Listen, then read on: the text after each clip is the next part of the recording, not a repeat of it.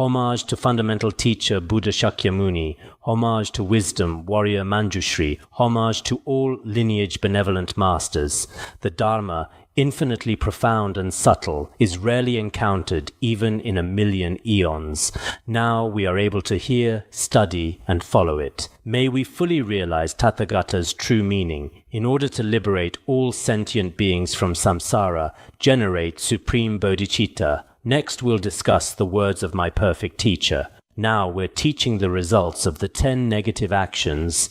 Among the results of the 10 negative actions, we're teaching the karmic effects similar to the cause.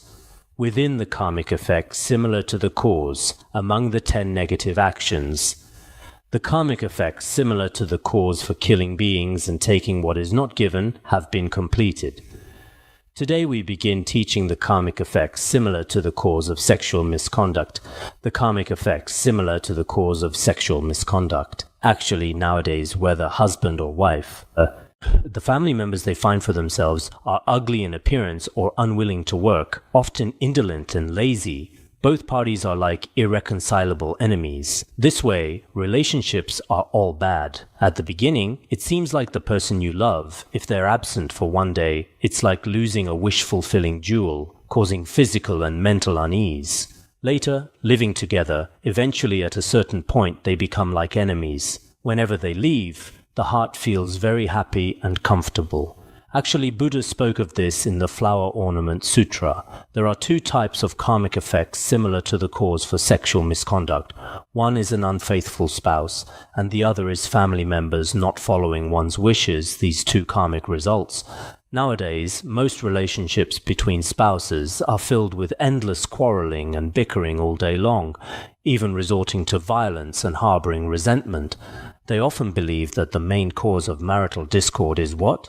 The other person's bad character, believing they are irresponsible toward family members, the household and their workplace, bad character, inferior moral conduct, also feeling they have no conscience or sincerity toward oneself, always thinking this way. This is what everyone in the world might clearly understand. Many householders' lives are filled with quarreling and bickering all day, particularly painful. Especially nowadays, people's living arrangements are not like ancient times with scattered dwellings. Nowadays, most people live in high-rise buildings. Many say when spouses quarrel, starting quarrels at midnight, crying, fighting, smashing things. Those above can't sleep. Those below can't sleep either. Neighboring households keep hearing crying, calls for help, mutual quarreling, smashing of objects. This way, it brings unrest to the entire society. This is a characteristic of society. What are the causes? On one hand, they truly don't understand Buddhism's concept of cause and effect. On the other hand, nowadays from childhood, whether toward family or parents, education in filial piety is particularly lacking, and so forth, various causes and conditions creating this. Nowadays, many family disharmonies bring various kinds of suffering. Actually, these matters are completely caused by each person's karmic effects similar to the cause from past sexual misconduct.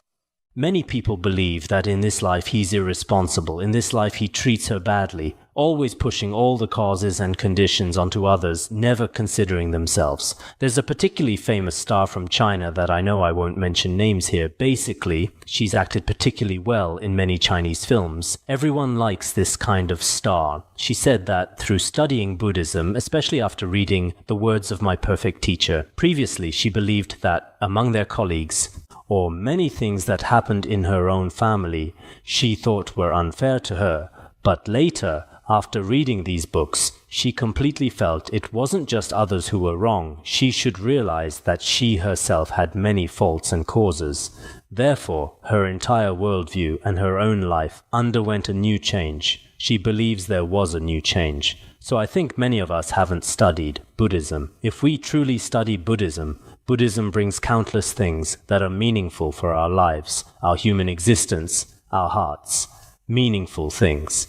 It's very regrettable that so many people in the world don't understand Buddhist teachings, completely relying on external material things and external living conditions for satisfaction. Obtaining happiness from this is extremely difficult. Therefore, between spouses, don't harbor anger or become greatly enraged. you should properly recognize that this is the karmic result of your own past negative actions. Try your best to bear it patiently, just as Venerable Padampa also said. So in our worldly existence, indeed, family concepts and family harmony are actually very important. If families have a harmonious atmosphere, many people's moods will change and become happy. This way, the things they accomplish will also be meaningful. Otherwise, fundamentally, from the family level. For example, if a school principal quarrels with family members every day, if he quarrels every day, the principal's mood will definitely be bad. If his mood is bad when he meets with teachers or interacts with teachers, certainly, except for individuals who might have special spiritual realization, basically there won't be good communication. If he doesn't have good communication, each teacher's mood will also be directly affected. If the teacher's moods are affected, then this emotion is also brought into the classroom and students in each class will also be affected. This way, two people's quarrel results in so many people being affected. This is a natural law. This is a simple school. By the same principle, any department, organization, or collective in the world, one person's mood indeed has a great effect on their surroundings. We're not talking about leaders, just an ordinary person. For example, if I'm a simple person, a very ordinary person, if I'm in a bad mood today and quarrel with others, probably the people sitting around me, the people I interact with, will all be directly or indirectly affected. So many of us should truly contemplate Buddhist truths. So Venerable Padampa also said spouses are impermanent, like marketplace customers. Don't engage in harsh words and quarrels. People of Dingri, Venerable Padampa has about 100 teachings saying, people of Dingri, in these teachings, he says that worldly spouses, actually, the time they spend together is short and impermanent, just like two customers who meet in the marketplace. They interact briefly, have a brief gathering, then each goes their separate way.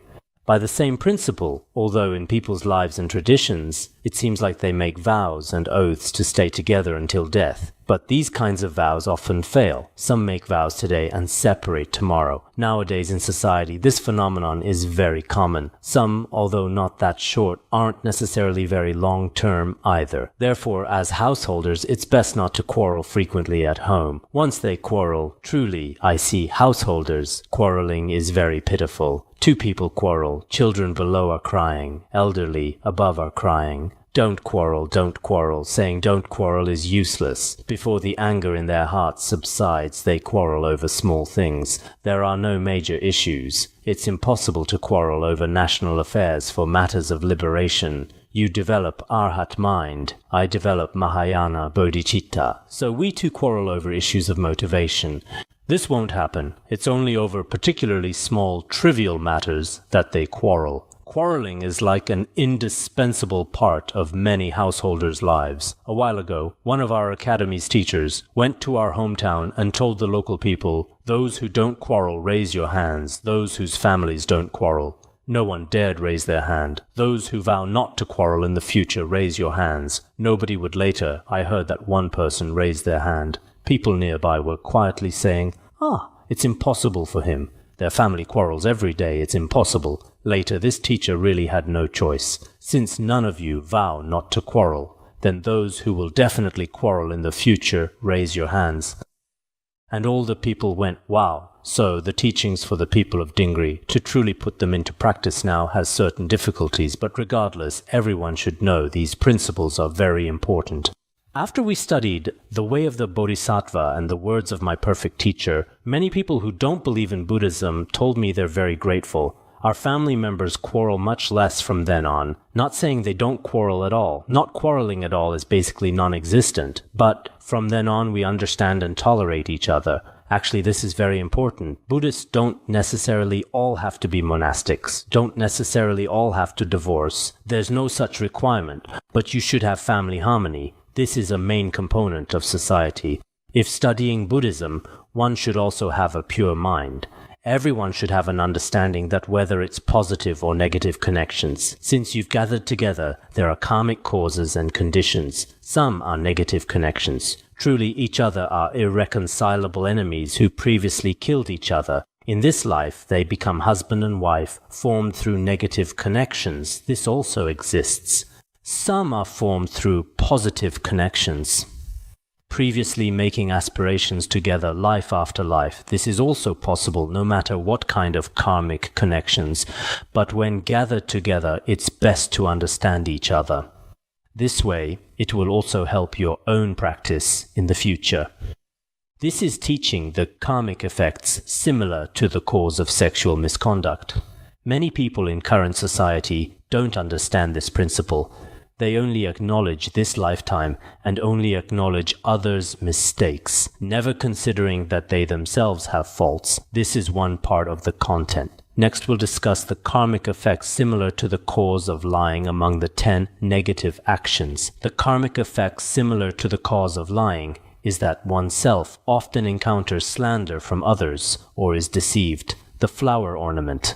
Sutra also teaches that lying also has two kinds of karmic results in the human realm. One is receiving much slander, and the other is being deceived by people. Often being deceived by others for no reason, even when going to a store to buy something. Some people with karmic consequences manifesting are often deceived. This is also a kind of karmic result from previously deceiving others. If now oneself suffers undeserved injustice for no reason, or wrongly encounters slander and so forth, understand that this is the karmic result of speaking falsely in previous lives. It's not completely believing this is others' harm. Why would they slander you for no reason? Why would you often be wronged or deceived for no reason? This is the karmic result of speaking falsely in the past. In summary, people who speak falsely are always encountering some adversities. Others also often treat them, including some good friends, either deceiving them or abandoning them, as it seems to be taught in the Sutra of the Right Mindfulness of Dharma. If a person speaks false words, that person quickly becomes despised.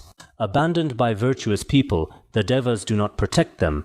Those people who speak falsely, whether their reputation, status, or many possessions, gradually will encounter some adversities. Moreover, people also often abandon them. Devas, asuras, and dharma protectors also often don't care for them and stay away from them. So indeed, speaking truthful words is very important among all people. Therefore, we shouldn't hate deeply or curse those who spread rumors and create trouble. Rather, try as much as possible to visualize that relying on this turmoil can purify my accumulated negative karma. Speaking this way, their kindness toward me is truly not insignificant. From this, be filled with joyful feelings, so when receiving some slander from others, some rumors from others at that time, not only should we not retaliate, but we should also visualize through his criticism, through his false slander against me. It should purify my own previous lives throughout all lifetimes, spreading rumors about others, slandering others, speaking falsely, and so forth. Countless boundless faults are thereby purified. Moreover, through his unreasonable judgment or slander against me, my practice is enhanced. From another perspective, his kindness toward me is very great. I should think this way, especially those whose practice is somewhat better. When receiving criticism from others, they don't consider it a matter at all. If one's practice is not very good, when receiving even a small slander, they might not be able to bear it and keep crying, "I've never done such a thing. What is this person really doing? Let me go. I want to give him a severe beating. I've never stolen anything. He says I stole things. Wah, wah, wah.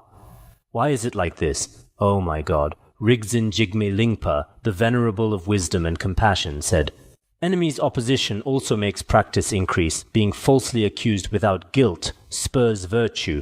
This is the Guru who destroys attachment. Know that their kindness cannot be repaid." The meaning just explained, Venerable Jigme Lingpa also said, "When hateful enemies begin to oppose you and disparage you, through their disparagement you practice patience. Naturally, your realm of practicing virtue increases more and more. Indeed, some people after receiving slander from others. Naturally, through this kind of contemplation, some achieve enlightenment, some enhance their practice realm. Without any wrongdoing, others begin to frame you and wrong you. Through this, you feel that nothing in this world is reliable. Look at your best friend, someone you treated so well. Today they begin to create such obstacles for me for no reason. So, indeed, nothing in this world is reliable. Naturally, you're encouraged in practicing virtue. So these are actually for destroying our attachment to worldly glory, wealth, reputation, and status, the best spiritual friends, the best root gurus, no different from root gurus, therefore we can never repay their kindness. Those whose practice is relatively good will think this way. They will consider, when we encounter people in the world who disparage and slander you, this is a particularly rare opportunity. In summary, when we ourselves receive such criticism in this life, we should transform it into the path. There's no need to hate them, but in our own speech now, or in the process of conversing with others, we must definitely eliminate lying. Otherwise, lifetime after lifetime, your life will be unhappy. If you eliminate lying and cultivate virtue, this is most excellent among people. So in the Buddhist sutras it is also said, truth is the first virtue, lying the first evil. Abandoning faults and cultivating virtue, such a person excels among people. We abandon faults and accept virtue. People should all understand cause and effect. So if one can truly understand cause and effect, whatever you speak in the future, speak truthfully, don't speak falsely. Actually, if a person speaks falsely, if a person deceives others, they will forever be suspected. Once bitten by a snake, 10 years afraid of well ropes. There are various sayings. Your one lie, being deceived by others once, then they always think, this person deceived me before. Could they be deceiving me this time too? So for a person, truthfulness is most important. When we taught the way of living, we discussed honesty. Everyone also understands that actually when a person is very truthful, this way, whether for liberation or for this life's living, there are very great benefits. This is teaching about lying, then sowing discord, the karmic effects similar to the cause of sowing discord. Family members and servants are incompatible with each other, or the master is attacked, etc. The flower ornament sutra teaches that the karmic results of sowing discord also have two types. First, obtaining bad retinue. The retinue he obtains are all very bad followers. Second, what he obtains is retinue who are mutually disharmonious. These two karmic results are taught. For example, some guru's disciples, officials' attendants, household employees, etc. Most people internally are mutually disharmonious, and no matter how much the guru or master tries to persuade them, they don't listen. Instead, they argue back. Nowadays, in some collectives, some monasteries, some organizations, no matter how the guru advises them, those below start fighting and quarreling, constantly disharmonious all day long. Some enterprises, some schools, all kinds of organizations. If their leader has created very serious karma, then the people below can never find peace, constantly at war. This kind of situation is actually very unhappy. I've seen some monasteries and some collectives. Truly, the abbot or main leader suffers particularly. The people below don't listen at all. In this case, your leadership serves no purpose. No matter how many times you speak, they resist you even more fiercely. Such collectives, truly, it would be better if they disbanded earlier, but they can neither disband nor unite properly. They exist in that state of quarreling and particularly painful conditions. This kind of situation is also quite common. Generally speaking, household employees. When the master assigns them to do a simple little task, but even after speaking 2 or 3 times, they still turn a deaf ear until the master becomes angry and scolds them sternly. Only then do these people slowly or very unwillingly, in a particularly unwilling emotional state, basically do these things reluctantly. After finishing task, they don't report the results to the master. They don't say a word. It's always like this. It seems the people below are particularly reluctant to do things. Even if they reluctantly do a little on the surface, just going through the motions, but actually they don't say a word about having done this task, giving the master a simple report. Their character is consistently very bad. What is the reason for this? These are all the master's own previous life sowing discord, the karmic results ripening upon him. This way, he himself is also unhappy, and wherever he is reborn, groups are always disharmonious, as it seems to be taught in the Sutra of the Right Mindfulness of Dharma. Whoever speaks with a forked tongue is not praised by good people. Their birthplace is always lowly, born in evil places. The birthplace is particularly bad. The environment is very bad. The atmosphere of this collective is bad. Long-term rebirth in such harsh environments This is also whether as a master or as the head of a household. If he himself previously used divisive speech, then no matter how many people are under him, there's always no way, I feel, through our Guru Rinpoche's blessings. Previously at the academy, including our study groups, the fourfold assembly within should be very good in terms of major cooperation. Over all these years, we've never encountered problems that were truly impossible to solve. Although there are some small conflicts, these are unavoidable. This place is not the pure land of great bliss either. If all people were first-level bodhisattvas or above, they would just smile at each other, all practicing patience. That would be very good. But since we here are not like that, there are certainly some resistance and conflicts. These are unavoidable. But overall, situations where so many people can't be resolved, such phenomena have never appeared. I believe many teachers among us here, as well as some lay practitioners, hope that in the future process of studying and working together with everyone, understanding others and everyone's harmony is very important. For people studying Mahayana Buddhism, if you don't even have the ability to communicate between people, then I'm afraid truly practicing patience is impossible to speak of. So I think people studying Mahayana Buddhism in this society should never have their behavior revolving around selfishness, but rather understanding others, being tolerant of others, forgiving others. With this kind of mindset, even if others make mistakes, you will forgive them. This is what our society truly needs. Actually, the philosophy of Mahayana Buddhism is crucially important for today's society.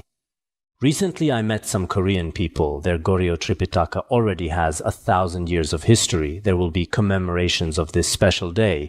But from this, they also want to understand what role the Tripitaka plays in human society, and I received some interviews. Speaking from my heart, Buddha's Tripitaka is truly the only wish-fulfilling jewel in this society. Why do I say this? Think about it. In Chinese Buddhism, just a few individual sutras, for example, the Diamond Sutra, Amitabha Sutra, or Heart Sutra, Shurangama Sutra, etc. Just a few individual sutras can influence how many people. They influence how many people's worldviews and values. So if all the contents of the Tripitaka, if in this world people study them, people comprehend them, and moreover practice them, what kind of significance this would have, everyone should understand. So nowadays in Tibet, there are indeed, whether Westerners or Easterners, many people come here to explore and study Tibetan culture. What is the reason? Because Tibet has particularly complete research and transmission of the Tripitaka. So many people have also gained real benefits from it. It should be like this. So we now in this society, although there are various kinds of works, all kinds of books are particularly numerous. But among them, humanity's only treasure, I believe, is Buddha's words. Because Buddha's language, Buddha's entire spirit from 2,500 years ago. At that time there was no audio nor today's video. These were all absent, only these written words now. These written words have remained intact and complete in this world. So partial contents of the Tripitaka, a social group, a family, any person, if they understand partial contents, they gain happiness. Happiness is what humanity seeks. This happiness is not material happiness, but spiritual happiness. So we don't need to drink all the rivers. Drinking part of the water from rivers will quench our thirst. This is an analogy taught in the water tree treatises. Therefore, studying such dharma nowadays is very important, so one should generate regret for the negative karma one has created. Strive to resolve resentment between oneself and others. On one hand, confess the wrongdoing of divisive speech one created before. On the other hand, in the future, do one's utmost when seeing even two people quarreling, when two people have somewhat poor relations, one should mediate, not now. I hear that some individual teachers in schools are very bad. When they see two students fighting, they're very happy. Hey, that looks good, keep fighting. The teacher just watches the show. There are such cases. So, such homeroom teachers are very bad. When two students fight, you should break up the fight and explain the faults of fighting, forbid fighting. Now I hear there are such cases in some individual places. Teachers particularly love watching students fight. He deliberately incites two students who are somewhat stronger. Creating discord, let's see who wins when you fight. This phenomenon is very bad. So what should we do? Even when two people are quarreling, mediate to resolve such resentment. This is very important.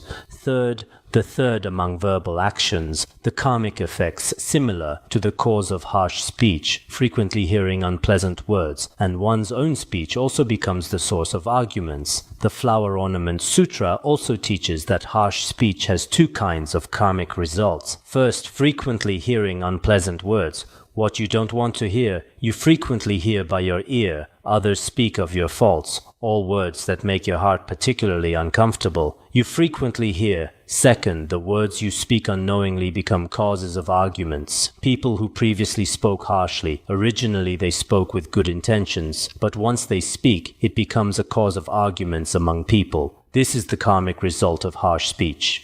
In summary, harsh speech among all negative actions has extremely serious karmic consequences. For example, in the world, there are also such sayings. Although words don't have particularly sharp blades, words can also pierce into human hearts. We also mentioned before, it seems China also has such sayings. Kind words warm for 3 winters, harsh speech hurts people with 6 months of cold. Speaking one harsh sentence harms many people. Sharp blades cutting the body heal easily. Harsh speech hurting people creates lasting resentment. If you cut someone's body with a knife, through treatment, the wounds can heal. But if you use harsh words to wound others' hearts, they might be unable to heal for a very long time, especially people whose practice realization is somewhat poor. You can teach them instructions for 100 days and they can't remember even one verse.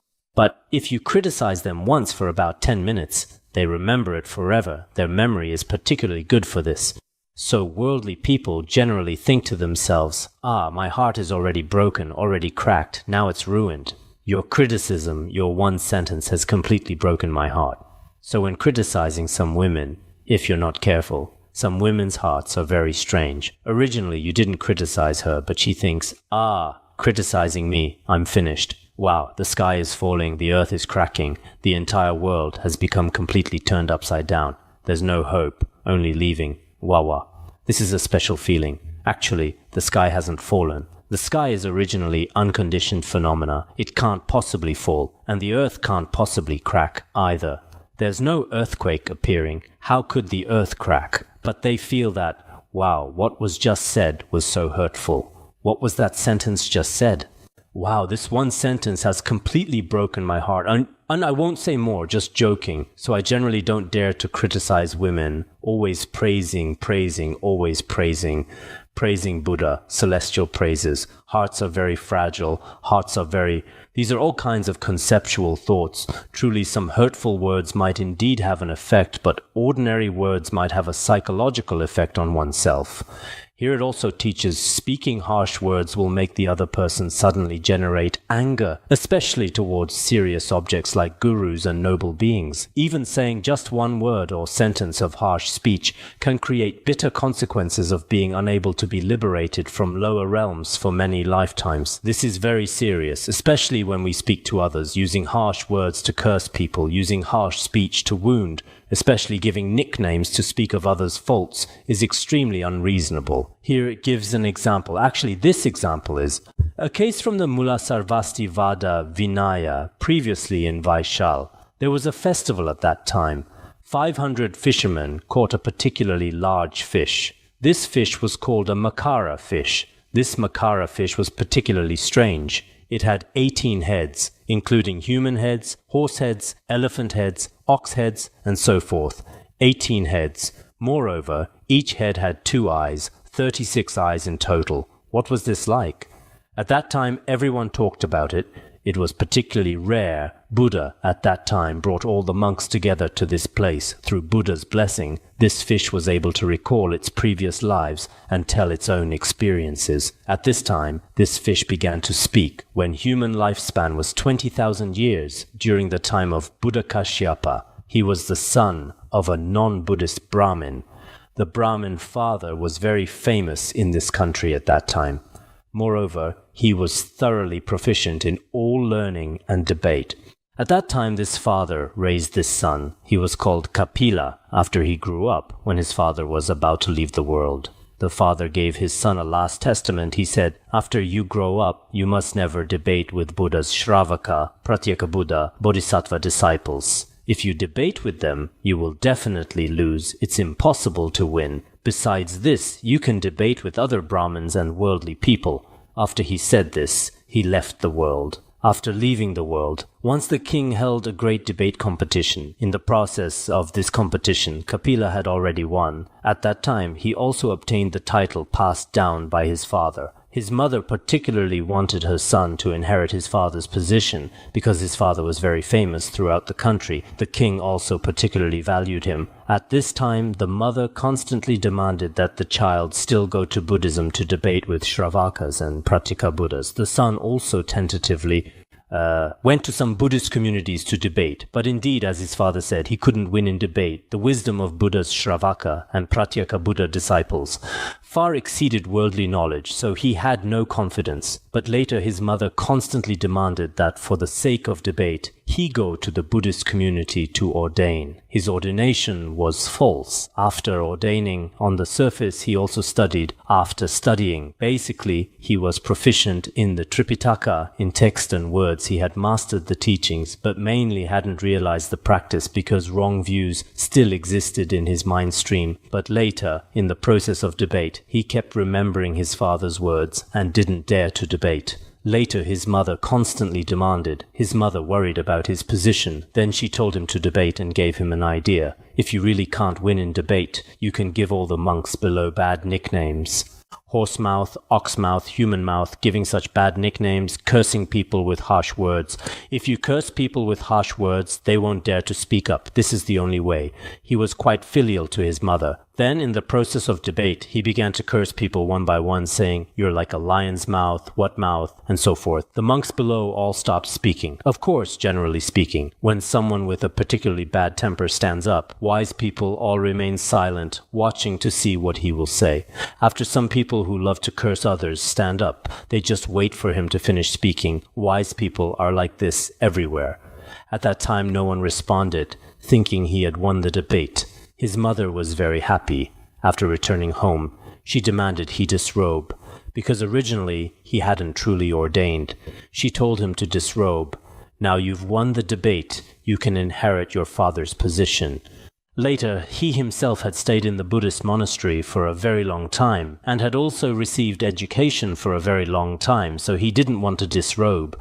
Moreover, he himself felt that cursing people with harsh words among the monastic community would definitely have very serious karmic results. So he confessed among the monks. He also made a vow never to encounter people as evil as his mother in lifetime after lifetime. He made this vow. Later, under Buddha Shakyamuni's teachings, he became this fish. Our Guru Rinpoche also often taught this story before. Also, I heard that His Holiness Jigme Phuntsok's Guru Thubga Rinpoche also often taught this story, requiring all his retinue and disciples not to give others bad nicknames. At our academy, when Guru Rinpoche taught the Sutra of 100 Actions before, at that time, I remember Guru particularly hoped there would be many people when teaching the Sutra of 100 Actions. But at that time, many teachers and some people happened to go out.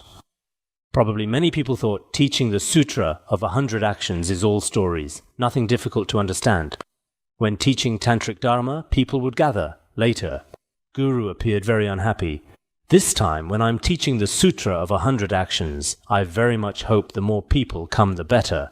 But many teachers all went out with various excuses. This feels very unreasonable. So in the future, I hope everyone must pay attention to harsh speech and cursing. Otherwise, the karmic results are indeed very serious. Furthermore, there was a nun who called other nuns female dogs. As a result, she was reborn as a female dog for 500 lifetimes. Actually, this story should be in the Sutra of 100 Actions in A Female Dog. It also says there was once a female dog. What was its previous life? It should also be during Buddha Kashyapa's time. There was a nun who, after ordaining, taught Dharma very well, and her income was also particularly abundant. Later, she offered these received donations and wealth to some nuns, and also offered to some monks. Once this nun had urgent business and asked these nuns for help, but none of them came. They thought it would delay some virtuous activities, so they didn't go to help. At that time she was unhappy and said, "When enjoying wealth, you often come when I need you to work. You don't come. You're just like female dogs," using such harsh words to curse people. Later, for 500 lifetimes, she herself was reborn as a female dog, very pitifully, so usually when we call others female dogs or animals, or speak of others' defects, like calling them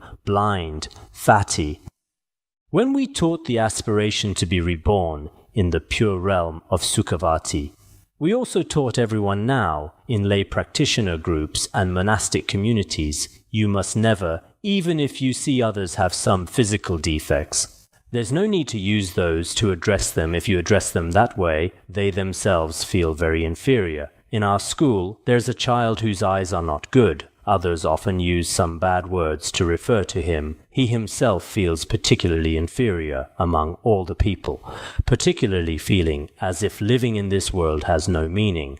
When talking with many people, he feels his life is very pitiful.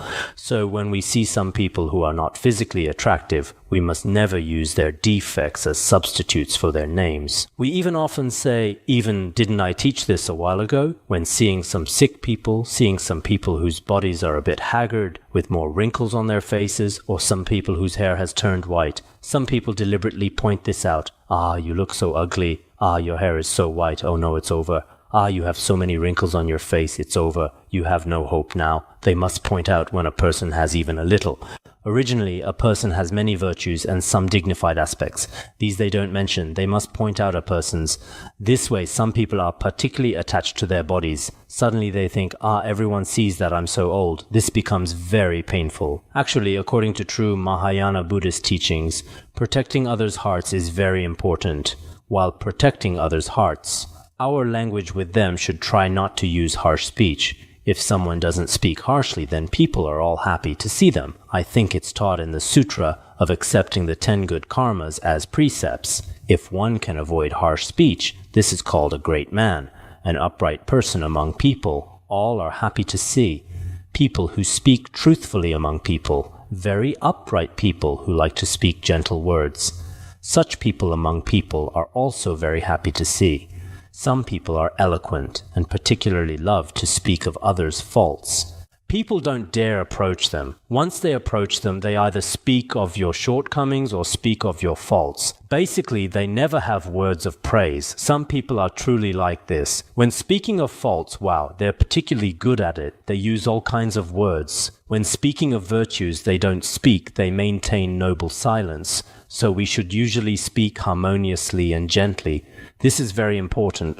What's particularly worth emphasizing, because we fundamentally don't know where noble beings and bodhisattvas reside. We should naturally maintain pure perception toward all sentient beings and speak in praise of others' virtues. If we truly slander a bodhisattva or wound them with harsh speech, that's more serious than the sin of killing all beings in the 3 realms. So Karma Chagme Rinpoche also said in the aspiration to be reborn in the pure realm of Sukhavati, the sin of slandering bodhisattvas is heavier than killing beings of the 3 realms. I confess and reveal unintentional sins. This already teaches that, especially in our daily life, we fundamentally can't tell who are bodhisattvas and who are ordinary people. Superficially, bodhisattvas also appear as ordinary people. They get sick, have suffering, eat, walk exactly the same as people. Look at some undercover police in the world now, mixed among crowds. You can't tell at all. They disguise themselves particularly well. For example, if he goes to a group to attend teachings, he appears even more diligent than monastics, truly concentrated. You can't tell at all. This is an undercover police manifestation. Actually, he's deliberately disguised. By the same principle, bodhisattvas also can't be distinguished among ordinary people. Indeed, some great masters I've also taught before about a Chan master in front of others. He seemed to beg for alms and do many things. People at that time didn't understand. Especially he would paint anything for money. Later, when he went to a place, some people deliberately teased and humiliated him, saying, "Can you paint on women's skirts for us?" He said, yes, as long as you give me more money, I can paint. People often spoke of him this way, but later, actually, this Chan master had two reasons. One was that disasters appeared locally. To help them, there was another reason his guru required him to build some temples beneficial to beings. For these two matters, he paid any price in front of the crowd. All slander against him didn't matter. Later he left a verse. Painting tigers and painting skin is hard to paint bones. Painting people and painting faces is hard to paint hearts. He left such a verse and then went into seclusion. Only then did people discover, oh, he was very remarkable. He truly lived for the Dharma or for sentient beings. So in our world there are some including ordinary, particularly common and plain people's behavior, if you disparage them. They might truly be manifestations of Manjushri Bodhisattva or Avalokiteshvara Bodhisattva or manifestations of some Buddhas and Bodhisattvas. It's hard to say. We can't tell from people's speech. On the surface, people's appearance also can't be discerned. Now, many people think, oh, a particularly fat person must be a great accomplished master. Now, in some places in China, there are also such views. So in some places, to make their bodies appear fatter, they eat all kinds of things. There are also such sayings, but these are not necessarily true. Our scriptures don't say that only particularly fat people are bodhisattvas. If this were really the case, then old pigs would also be manifestations of all bodhisattvas. In summary, we should try to maintain pure perception toward all people. This is very important. If we maintain pure perception toward all, there will be no wrongdoing. But in the eyes of many of us ordinary people, it's not like this. Everyone except oneself is bad, this one is no good, that one is no good. This is the characteristic of us ordinary people. This also easily creates harsh speech and slander. All these meaningless wrongdoings should be confessed. Next, we'll discuss the karmic effects similar to the cause of worthless chatter. One's words have no power, no weight, and poor eloquence. Clearly speaking frankly and directly, but others don't believe it to be true. When speaking in public gatherings, one also feels weak in presence. This also has two karmic results. One is that one's words have no credibility and one lacks courage. Generally speaking, worthless chatter has these karmic results. Therefore, in our daily speech, can we still speak some meaningful things about scriptures and benefiting sentient beings? Constantly meaningless, endless talk has no true value. So the Buddhist sutras also teach, view worthless chatter as a knife, always stay far away. Speaking worthless chatter is like a sharp knife, harming both self and others without meaning. Always practice right speech. Such a person is born in the good path. We should often speak truthful language, meaningful words, related to liberation, related to life and death, with some significance. This way, this person can be born in good realms. Otherwise, the karmic results of worthless chatter are also very serious. The karmic effects similar to the cause of greed. Everything cannot go as one wishes, often contrary to expectations, encountering displeasure. The karmic results of greed are very numerous, mainly often not satisfactory, because if the mind is very greedy, one can never attain happiness. The Sutra of the Right Mindfulness of Dharma also teaches many desires are like great evil sores, if born in the heart. Because of that person's greed, day and night they find no happiness. What does this mean? Greed is like a great evil sore. If this evil sore grows in your heart, then because of greed, day and night you won't be happy, whether greedy for people or greedy for money. People with greed can't sleep well, and their daytime life is also very painful. If one is greedy, even if all resources rain down daily, it's impossible to be happy, as taught in the Madhyama Agama. Though heavenly wonderful treasures rain down, the desirous are never satisfied. Desires bring suffering without happiness. The wise should know this. What does this mean? If gold, silver, and treasures rain down from heaven, then greedy people will not be satisfied. So knowing the suffering of sense pleasures, there is no happiness, then the wise, the intelligent should understand. Many people in the world don't understand. Every day they desperately seek wealth. This is also their karmic result. So we should try to live contentedly with few desires. The karmic effects similar to the cause of malice, often fearful and anxious, dangers everywhere. Often worried about receiving various kinds of harm. So the scriptures also teach the mind is the first enemy. This enemy is the most evil. This kind of resentful mind that harms others, is the most evil in the world. Conversely, the mind of patience, as taught in the Sutra of the Great Assembly, patience is supreme in the world. Patience is the path of peace. Patience is the best in the world. Patience is the most joyful path in the world. Therefore, always dwell in the path of peace, the path of patience. The karmic results of wrong views, the karmic effects similar to the cause of wrong views. Often falling into wrong views, constantly being deceived and having one's mind disturbed. Wrong views. On one hand, those who previously had wrong views have wrong views in this life. Also because of their wrong views, their mind stream is constantly disturbed, very painful. Actually, people who generate wrong views, people who created negative karma in past lives, people without merit easily generate wrong views.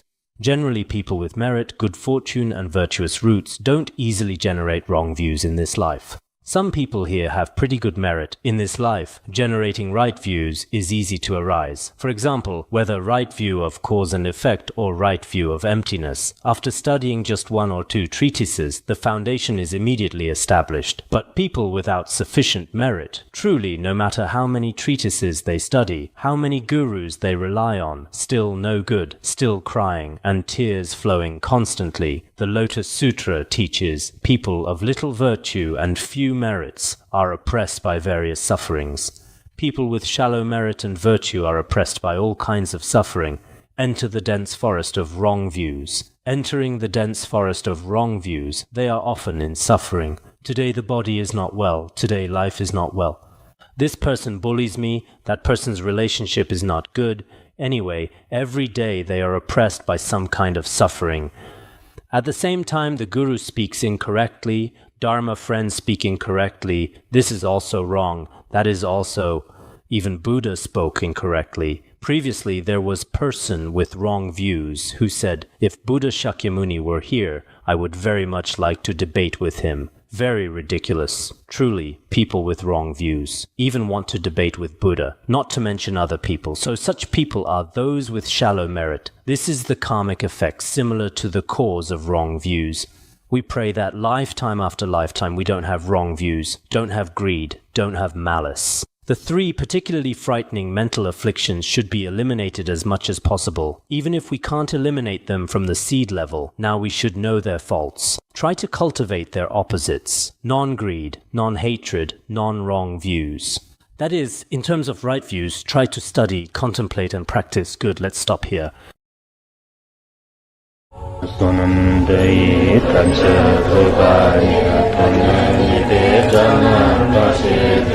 Jirgana jirano chupai chupun thulen dwasyo Bandarangara Badna Asagarda Bandarangara Badna Asada Bandarangara Badna Asagarda